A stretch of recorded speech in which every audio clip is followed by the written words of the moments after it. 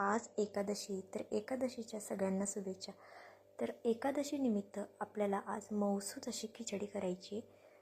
ही खिचडी अगदी झटपट होते, झाकण वगैरे न ठेवता मऊसूत आणि खूप छान लागते. तुम्ही नक्की करून बघा. त्याच्यासाठी मी इथे कढई ठेवली. कढईमध्ये आपल्याला 2.5 पळी तेल टाकायचे. खिचडीचं प्रमाण थोडंसं जास्त आहे म्हणून तेलाचं प्रमाणही मी थोडं जास्त ठेवलं आहे. त्यानंतर भरपूर अशा कट केलेल्या हिरव्या मिरच्या टाकल्यात. तुम्हाला हवं असेल तर तुम्ही वाटून टाकल्यात तरीसुद्धा चालेल. मिरच्या आपल्याला 1 मिनिटभर अशा परतून घ्यायच्यात. त्यानंतरनं जो साबुदाणा आपण रात्रभर भिजत ठेवला होता ना, तो ह्याच्यामध्ये टाकून घ्यायचा आहे. आणि त्यानंतरनं आपल्याला त्याच्यामध्ये शेंगदाण्याचा कूट टाकायचा आहे. तर मी इथे हा शेंगदाण्याचा कूट खलबत्त्यामध्ये केलेला आहे म्हणून थोडासा असं जाडसर आहे. तुम्ही मिक्सरला वाटला तर खूप जास्त असं बारीक होईल. तर बघा आता हे मिक्स करून घ्यायचं आहे आपल्याला कूट टाकल्याच्या नंतरनं. आणि हां, माझ्या चॅनलवरती जे कोणी नवीन असेल ना त्यांनी प्लीज एक चॅनलला सबस्क्राईब नक्की करा, कारण नवीन यूट्यूबरसाठी तुमचं एक सबस्क्राईब खूप जास्त मोलाचं असतं. मला कूट थोडासा कमी वाटला म्हणून मी आणखी थोडासा जास्त पुन्हा कूट टाकणार आहे ह्याच्यामध्ये आणि पुन्हा एकदा मिक्स करून घेणार आहे. आणि तुम्ही व्हिडिओ बघता पण सबस्क्राईब करत नाही, त्याच्यामुळे प्लीज एक सबस्क्राईब करा. कितीक वेळ लागतो, पटकनी लवकर करून घ्या एक सबस्क्राईब. चला आता ह्याच्यामध्ये आपल्याला आहे ना चवीनुसार मीठ टाकून घ्यायचं आहे.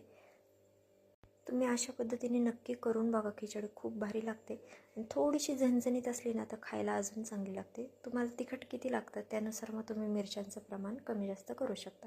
तर आता मीठ टाकल्याच्या नंतरने हे आपल्याला मिक्स करून घ्यायचं आहे आणि झाकण न ठेवता आपल्याला ही खिचडी शिजवून घ्यायची. फार वेळ लागत नाही, 10 ते 15 मिनटात आपल्याला खिचडी तयार होते झाकण न ठेवता. तर आता ह्याच्यामध्ये मी 2 उकडलेले बटाटे घेतलेत, ते टाकून घेतलेत. हाताने स्मॅश केलेत, सुरीने वगैरे कट केलेले नाही आहे. तुम्हाला जर उकडलेले बटाटे टाकायचे नसेल तुम्ही कच्चे बटाटे कट करून घ्या आणि ज्यावेळेस मिरच्या आपण टाकतो ना त्यावेळेस तेलामध्ये ते बटाटे ना 2-3 मिनटं छान असे परतून घ्या आणि मग त्याच्यामध्ये शाबूत तांदूळ वगैरे टाकून घ्या.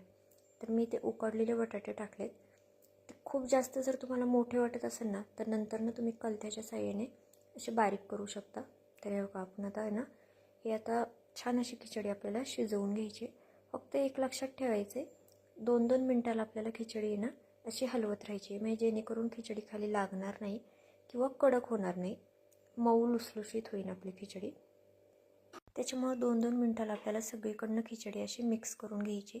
तर मला काही बटाटे ना थोडेसे मोठे वाटले म्हणून मी अशी कलथ्याच्या साहाय्याने ना ते कट करून घेते. तुम्हाला हवं असेल तसेच मोठ्याने ठेवायचे असेल तरीसुद्धा चालेल. तर मी आणखी 2 मिनटांनी पुन्हा खिचडी अशी मिक्स करून घेणार आहे आपली खिचडी आता. तर हे बघा आपली खिचडी आता आहे ना शिजलेली आहे, अगदी मऊसूत अशी शिजलेली आहे. आपण सगळीकडनं मिक्स करून घ्यायची, छान अशी मिक्स करायची. तुम्हाला जर असं करप आवडत असेल ना तर 2 मिनटं गॅस तसंच चालू ठेवा, खिचडी हलवू नका, खाली छान असा एक करप तयार होईल. आणि आपली रेसिपी कशी वाटली ही कमेंट करून नक्की सांगा.